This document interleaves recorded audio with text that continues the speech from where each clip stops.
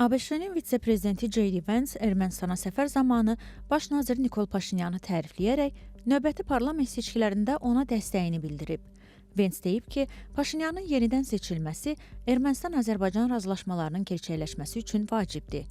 Azadlıq Radiosunun erməni xidməti yazır ki, Ermənistanın müxalifət liderləri Paşinyanın hakimiyyətinə son qoymaq istəyir və trip sarıdan ciddi narahatlıqlarını bildirirlər. İran da bu layihədən narazıdır. Əgər İranlılar o razılaşmanı bağlamaq üçün kifayət qədər ağıllı olsaydılar, bu onlar üçün də yaxşı olardı.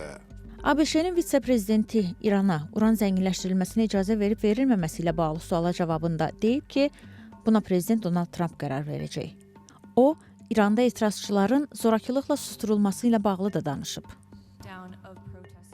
ABŞ hər hansı razılaşmanın bir hissəsi kimi insan hüquqları ilə bağlı təminatların daxil edilməsini istəyirmi? Düşünürəm ki, prezident artıq açıq şəkildə bildirib ki, bu apardığımız danışıqların bir hissəsi olub.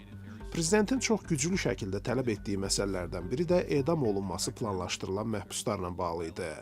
Təzyiq və zorakılıq əlbəttə ki, çox amansız və şiddətli idi.